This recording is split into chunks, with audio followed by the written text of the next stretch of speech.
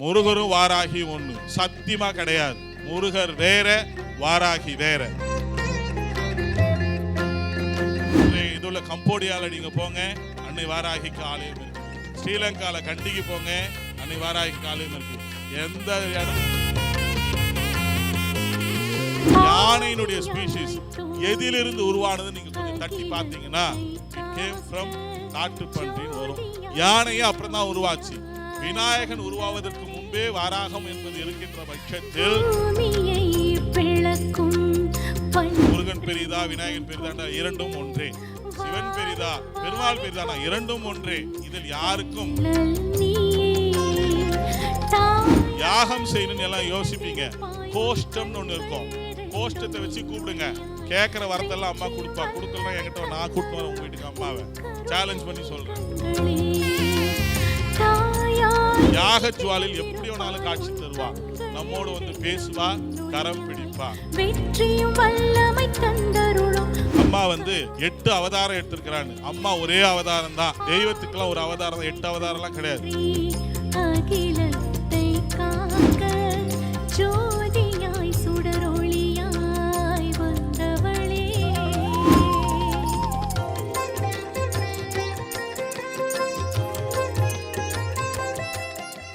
அடுத்து இன்னொரு அம்மையார் சொன்னாங்க, ராஜராஜ சோழனுடைய ஒரு ஸ்டோரியை சொல்லி, ராஜராஜ சோழனுக்கு மணிமுடி சூட்டலான்னு நினைக்கிறாங்க.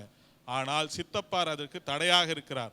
ராஜராஜ சோழனே தன் சித்தப்பாவிற்கு அந்த மணிமுகுடத்தை கொடுத்துட்டு, நீங்கள் ஆளுங்கள், நான் தவ வாழ்க்கை மேற்கொள்கிறேன்னு சொல்லிட்டு களக்காட்டுக்கு போறார். களக்காடு என்றது அத்திரிமலையில் இருக்கக்கூடிய சவுத்து தென்னகம், அகத்தின் வாழ்ந்த இடம். அவன் சைவன் தான், இல்லை என்று சொல்லவில்லை. ஆனால் அவன் மீது மிகப்பெரிய ஒரு அதிசைவர தீவிரவாதி என்ற ஒரு பழியும் உண்டு. பௌத்தத்தை அதிக விரும்பின ஒரு மன்னன் தான் ராஜராஜ சோழன்.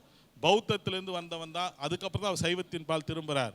ஆனால் அவர் பேர் ஒரு குற்றச்சாட்டு என்ன, நிறைய ஜைனர்களை கழுமரத்தில் ஏற்றினாரும் ஒரு குற்றச்சாட்டு இருக்கும். அதற்கு நிம்மதி தேடி அவர் களக்காட்டுக்கு போய் தவமீட்டுறார். அங்கு அசிரியாக அவருக்கு கிடைக்கப்படுற ஒரு வார்த்தையினுடைய வடிவம் தான் அன்னை வாராகி. அதன் பிறகு நாட்டுக்கு வரார். அவருக்கு புரியல என்னன்னு. சாளுக்கியர்கள் என்பது ராஜராஜ சோழனுடைய எல்லை, இன்றைய இருக்கக்கூடிய ஒரிசா, அந்த இடம் தான் சாளுக்கிய தேசம்னு பேர். அந்த சாளுக்கியர்களுடைய குலதெய்வம் என்பது அன்னை வாராகி. கடைசியில் அவங்கள தான் மருமகனாக மாக்குறார். குந்தவை நாச்சியாருக்கு அங்கே தான் என்ன பண்ணுறார், பொண்ணு கட்டி கொடுக்குறார். அதன் பிறகுதான் வாராகி அவரை ஆட்கொண்டு அந்த வாராகியுடைய எந்திர மந்திரத்தை பிரதிஷ்டை செய்து கங்கை முதல் கடார வரைக்கும் அவர் வென்றாருன்னு சொல்லுவாங்க. அந்த எந்திரத்தை ஒவ்வொரு இடமா பிரதிஷ்டை பண்ணி போக போகத்தான் அவரை யாராலுமே வெல்ல முடியலன்ற ஒரு சூழல் ஏற்படுகிறது. இதன் காரணமாகவே கரூராருக்கும் அவருக்கும் மிகப்பெரிய ஒரு கான்ஃப்ளிக்ட் ஏற்பட்டு இன்றும் அந்த தஞ்சை பெரிய கோயிலாக நிறைவுடாமல் இருக்குது. காரணம் என்னென்னா, கரூராரும் சரி ராஜேந்திர சோழனும் சரி அந்த கும்பாபிஷேகத்தில் கலந்துக்கல. அதற்கு காரணம் இவர் இந்த அன்னையை பிரதானமாக அங்கே வைக்க முற்படுகிறார். அதற்கு அவங்களுக்குள்ள ஏற்பட்ட ஒரு கான்ஃப்ளிக்ட் சைவத்துக்கு அன்னைக்குன்னு ஏற்பட்டதுனால தான் இன்றும் அது நிறைவு பெறாத கோயிலாக இருக்குது. என்னதான் அங்கே பெருவுடையார் இருந்தாலும் வாராகி தான் அங்கே பிரதானமாக எல்லாராலும் போற்றப்படக்கூடிய ஒரு தெய்வமாக இருக்கிறதுக்கு காரணம். இப்படி நிறைய வரலாறுகள் இப்படி தான். அதன் பிறகு சொல்லக்கூடாது, சபையில் அன்னை வாராகினுடைய எந்திரம் எங்கெல்லாம் இருக்குதோ அங்கெல்லாம் எந்த சக்தியும் உள்ள நுழைய முடியாது. ஏன்னா இந்த அம்மா இருக்காங்க, அவங்களுக்கு தெரியும். அவர்கள் அந்த நாமத்தை சொல்லக்கூடாதுன்னு சொன்னாங்க. அவர்கள் படையெடுப்பின் பொழுது என்னடா இது எதுவுமே பண்ண முடியல இந்த தேசத்துக்குள்ள நினைச்சு முதலில் அவளை ரௌத்ரி என்று அறிவித்து அந்த நாமத்தையே சொல்லக்கூடாது என்று கட்டளை போட்டவர்களும் அவர்கள் தான். அதனால தான் அது பிடிக்காதுன்னு அவங்க கிட்ட அது சொல்ல. ஏனென்றால் இவளை வணங்கினால் அவர்களால் படையெடுப்பது என்பது சாத்தியம் அல்ல. கிட்டத்தட்ட 450-385 ஆண்டுகள் அவர்கள் நம் நாட்டை ஆள்கின்ற பொழுது வரலாறை போய் எப்படியாவது விட்டு வச்சிருப்பாங்களா? மொத்தத்தையும் பண்ணிட்டாங்க. ஸோ 7 அம்சங்கள், 7 லோகங்கள், 7 சக்திகள் கொண்டது தான் இந்த புவி. இந்த புவியினுடைய 7வது சக்தி தான் ஆதிசக்தி என்று சொல்லக்கூடிய அன்னை வாராகி. அன்னை வாராகியுடைய அம்சா சொரூபம் தான் சப்தமாதர்களில் இருக்கக்கூடிய ஒரு அன்னை. அந்த சப்தமாதர்கள் இருக்கக்கூடிய அந்த அன்னைக்கு பேர் தான் லகு வராகி.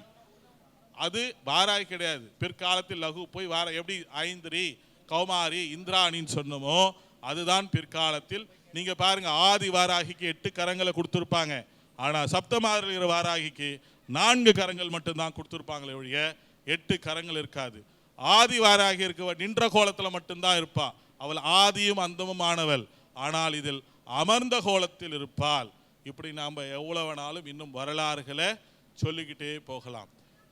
இன்றைய இதுல கம்போடியாவில் நீங்கள் போங்க, அன்னை வாராகிக்கு ஆலயம் இருக்குது. ஸ்ரீலங்காவில் கண்டிக்கு போங்க, அன்னை வாராகிக்கு ஆலயம் இருக்குது. எந்த இடத்துல, ஏன்னா எல்லா இடத்துக்கும் நான் போய் விசிட் பண்ணிட்டு வந்திருக்கேன். அவனுடைய வரலாறுகள் எல்லாத்தையும் கலெக்ட் பண்ணிட்டு வந்திருக்கேன். ஆக வாராகி என்பவள் யுக தெய்வம். நீங்கள் கேட்டார், ஐயா ஏன் நான் வாராகி கும்பிடணும்னு. நாம் வாழ்கின்ற இந்த பிரளய காலத்தின் முதல் சக்தி வாராகி. ஒரு உதாரணத்துக்கு சொல்கிறேன். விநாயகப் பெருமானை நாம் முழு முதற் சாட்சியாக, முழு முதற் கடவுளாக வணங்குகிறோம். விநாயகர் என்பவன் யானை முகம் தரித்தவன். நீங்கள் கூகுளில் போயிட்டு நாசானுடைய ரிசர்ச் அடித்து யானையினுடைய ஸ்பீஷிஸ் எப்படி நாம் டைனோசர்ஸுடைய ஸ்பீஷிஸ் ரெப்டைல்ஸ்லேருந்து வந்துன்னு சொல்கிறோமோ, யானையினுடைய ஸ்பீஷிஸ் எதிலிருந்து உருவானதுன்னு நீங்கள் கொஞ்சம் தட்டி பார்த்தீங்கன்னா இட் கேம் ஃப்ரம் காட்டுப்பன்றின்னு வரும். நம்ம வணங்குற இதுலேருந்து யானையே அப்புறம் தான் உருவாச்சு. விநாயகன் உருவாவதற்கு முன்பே வாராகம் என்பது இருக்கின்ற பட்சத்தில் அது எப்படி நேற்று வந்த தெய்வமாகவோ அல்லது நாமெல்லாம் சொல்கிற மாதிரி, நான் அடிக்கடி நிறைய பேர் எங்கள் சத்சங்கத்தில் சொல்வேன், ஏமா படைத்தளபதின்னு சொல்கிறீங்க, தேர் ஓட்டினாருன்றீங்க, எந்த வானத்தில் ஓட்டினாங்கன்னு நான் கேட்பேன். ஒரு சக்திக்கே அத்தனை சக்தியும் இருக்கின்ற பட்சத்தில் அதுக்கு துணை சக்தி எதுக்கு? காளி.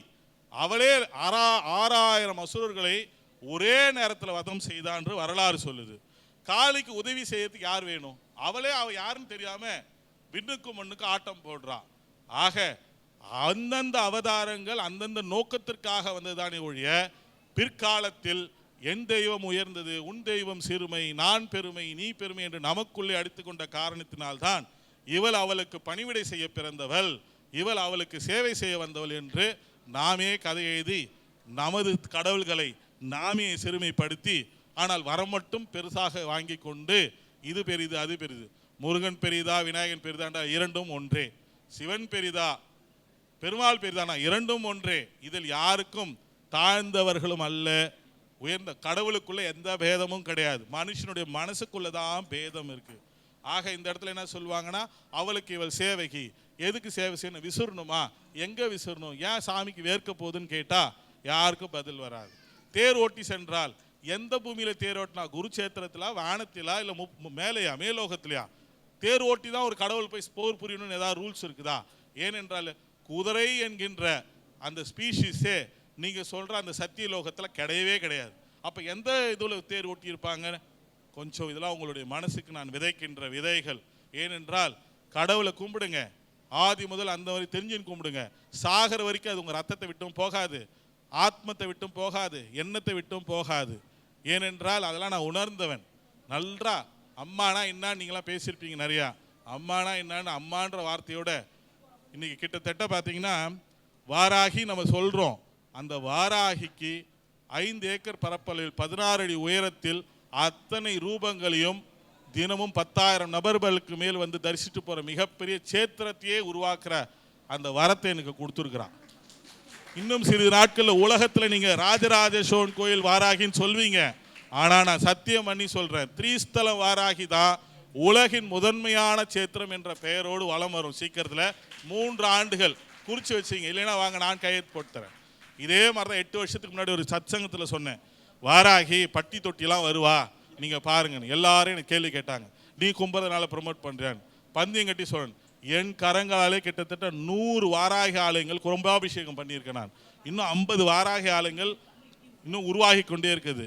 இது நடக்கும், இது சத்தியம். ஆக அன்னை வாராகியினுடைய யுககாலம் அப்படின்றது தான். இன்னும் நிறைய இவளை பற்றி வரலாறு சொல்லிட்டே போகலாம். இதெல்லாம் ஆராய்ச்சி குறிப்பு, உண்மை குறிப்புகள். இங்கே நிறைய பேர் இருக்கீங்க, நீங்களாம் போய் ஆராய்ச்சி பண்ணி பாருங்க. அப்போதான் இவளுடைய நிஜத்தன்மை என்ன, உண்மையான ரூபம் என்ன, இவளை இந்த காலகட்டத்தில் வணங்குவதற்கு காரணம் என்ன. நிறைய பேர் அம்மாவுக்கு படைக்கணும்னு சொல்லி கேட்டாங்க. அம்மாவுக்கு ரொம்ப பிடிச்சது கோரக்கிழங்கு. கோரக்கிழங்கை வச்சு படையல் போடுங்க. இதுதான் அம்மாவுக்கு மிக மிக மிக உயர்ந்ததான ஒன்று. யாகம் செய்யணும்னு எல்லாம் யோசிப்பீங்க, கோஷ்டம்னு ஒன்று இருக்கும். கோஷ்டத்தை வச்சு கூப்பிடுங்க, கேட்குற வரத்தெல்லாம் அம்மா கொடுப்பா. கொடுக்கலன்னா என்கிட்ட நான் கூட்டின்னு வரேன் உங்கள் வீட்டுக்கு அம்மாவை, சேலஞ்ச் பண்ணி சொல்கிறேன்.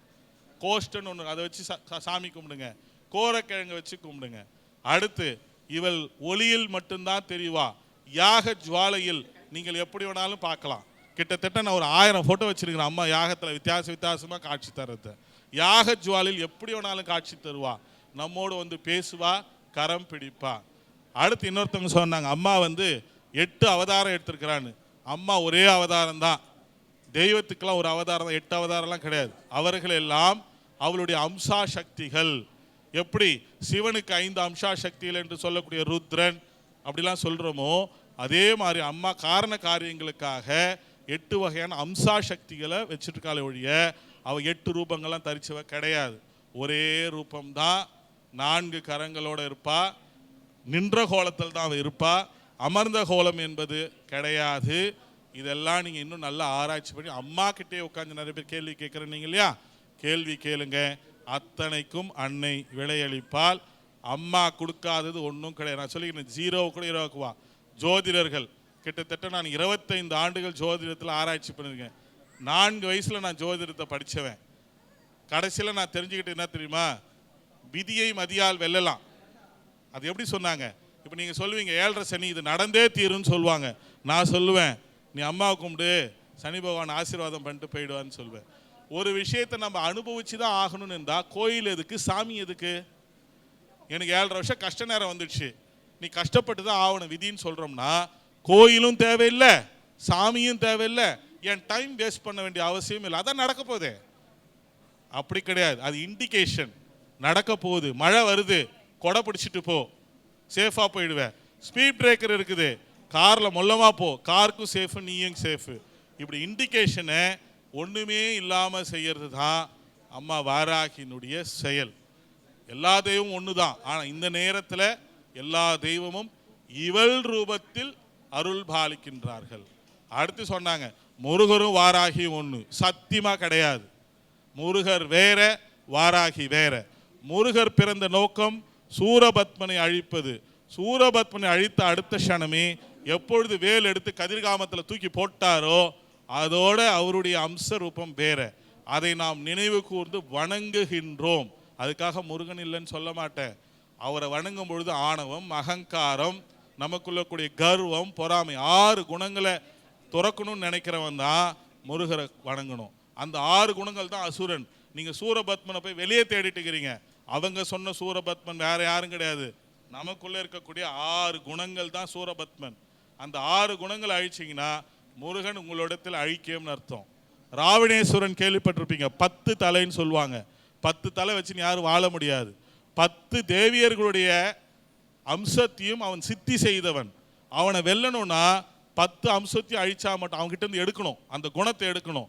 அப்படி காளி முதல் கமலாத்மிகா வரை அவன் சித்தி செய்ததனால் ஈஸ்வரன் அவனிடத்தில் ஐக்கியமானான்.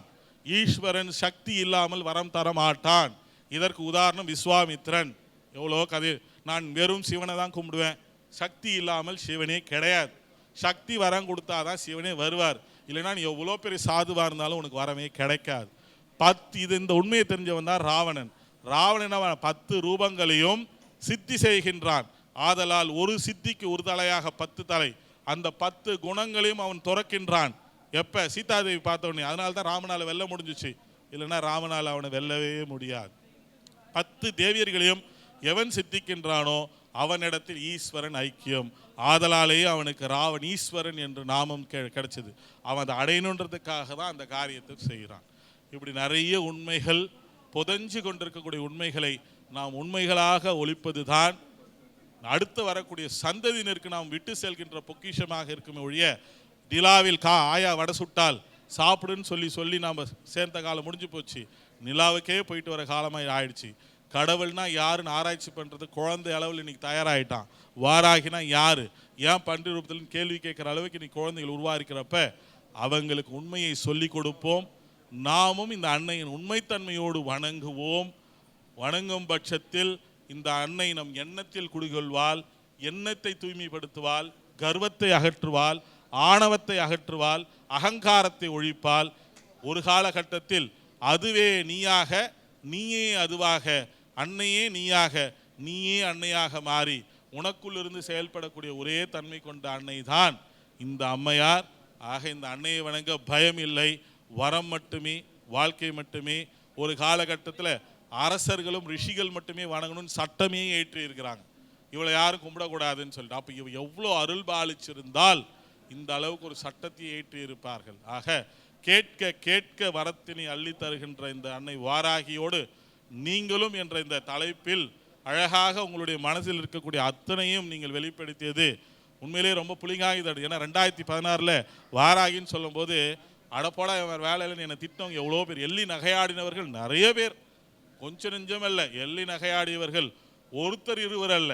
ஆனால் இன்று அன்னை வாராகி அப்படின்னு பார்க்குறப்ப இவ்வளோ பேர் இவ்வளோ நேரத்தில் அமர்ந்து தங்கள் அனுபவங்களையும் பகிர்ந்துக்கிறாங்கன்னும் பொழுது அன்று அன்னை எமக்கு குறைத்த அந்த ஞான வார்த்தைகள் இன்று உண்மையாகி கொண்டிருக்கும் போது மிகப்பெரிய சந்தோஷம். உங்களுக்கு கிடையாது, எனக்கும் எங்கள் அன்னைக்கு மட்டும்தான். ஏன்னா அது எனக்கு ரொம்ப ஆனந்தம். ஏன்னா 12 வருஷமாக நாங்களாம் எவ்வளவோ சொல்லுவோம் ஒன்று, ஆனால் இன்னைக்கு இந்த அம்மா இந்த அளவுக்கு மக்களுடைய மனதில் இடம் பிடித்து அவள் தாய் குழந்தை என்ற ரூபத்தை தரித்து அத்தனை பேருடைய வாழ்க்கையிலும் விளக்கேற்றி மேல் ஒழுக்கி கொண்டு வந்திருக்கிறானா, இதை விட ஒரு மிகப்பெரிய உதாரணம் இருக்க முடியும். இன்னும் இதோட முடிவில்லை, திரும்ப இன்னும் முடிவில்லை. இன்னும் இவருடைய ஆளுமை காலம் 2042 வரைக்கும் இருக்குது. ஒரு காலகட்டத்தில் திரும்பும் இடமெல்லாம் இந்த அன்னையினுடைய ஆலயம் இருக்கும். அப்போ என்னுடைய வார்த்தைகள் பொன்மொழிகளாக இருக்கும்.